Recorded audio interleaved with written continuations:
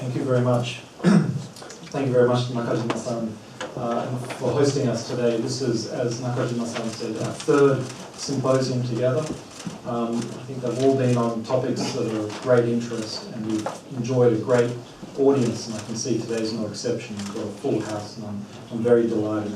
So this is a RIETI-ANU, Australian National University event, and I thought what's great about this is we are grappling with these problems, as Gordon has explained, quite carefully in Australia. It's a challenge that Japan and many other countries face. And so I think you can see that Gordon is thinking through some of the frameworks, how to approach these challenges. So we hope to have much more discussion about that today. Let me just briefly make some remarks and then discuss the order of proceedings for this afternoon. So it's quite clear, I think, from what Gordon said, but as we all know, that economics and security, national security, have always been linked. All economic exchange involves some risk, varying degrees of risk. But we've enjoyed a period where a lot of those risks have been managed under multilateral rules that the United States has been the guarantor for, as Gordon said, and we've been able to effectively segment some of our policy making so that we can further our economic integration, economic cooperation, without overly worrying about some of those security risks. But a lot has changed, and a lot has changed very recently. First is the United States walking away from that leadership role. Not only walking away from that leadership role, but threatening the WTO and the multilateral system. Second is China's political consolidation and assertiveness internationally. A much more assertive China as China rises. Add to that, we have US-China strategic competition that is complicating the policy choices for us. And also, as Gordon mentioned, and we'll have a lot of discussion of today, the 5G and new technologies issues, where these are complicated issues and we do not have international rules or even principles that we've agreed to. So economics and security, although they've been linked, now they're much more closely and explicitly linked, but in a way where economic tools are often deployed for national security or geopolitical purposes, what many call geoeconomics. Now, I think this is quite often clearly leads to bad economic outcomes and weakened national security outcomes, using economic tools deployed for political security purposes. It turns a virtuous cycle of economics and security into a vicious cycle, a negative feedback loop.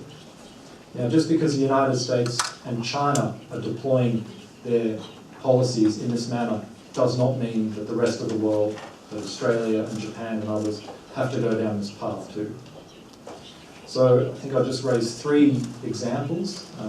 First is the most glaring example of the United States using economic sanctions or trade protections against steel imports, aluminium imports, potentially automobile imports on national security grounds. That's the most glaring example. Another example would be the ban of Huawei into our 5G systems. A third example is the tensions between Japan and South Korea leading to trade restrictions that are having big security spillovers into the security realm. Now, these are not equivalent, but I would argue they are on a spectrum. They are on the same spectrum. How do we assess these policy challenges and choices that we have to make? What frameworks do we have to make these trade-offs, to weigh these trade-offs? And these are the issues I think we want to come back to in the panel discussion. I'll be asking the panelists these difficult questions. Because I think our countries are weighing these choices differently, even within countries, between ministries. There's very different way of approaching these choices.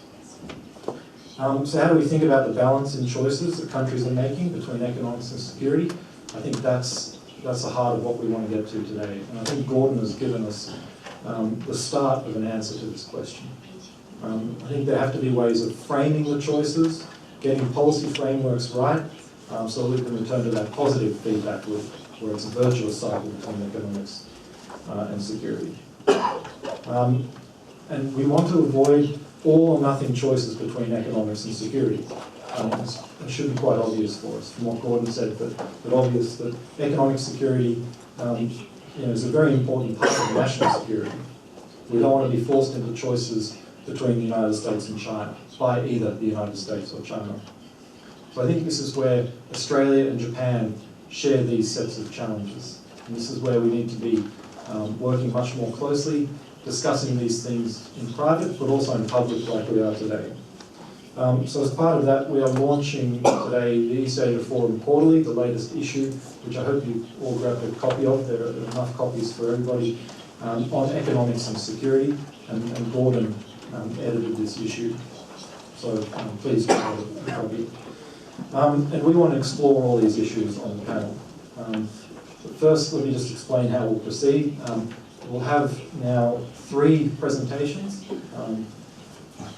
followed by a tea break, a very quick tea break, and we'll come back for 90 minutes where we'll have a discussion amongst the panelists, and I encourage the audience members, I encourage you to think of questions in the meantime, because I will be turning to the audience for questions and quick comments.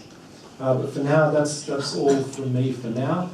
Let me hand over to Professor Christopher Finlay, who's an honorary professor at the Australian National University, to talk about 5G.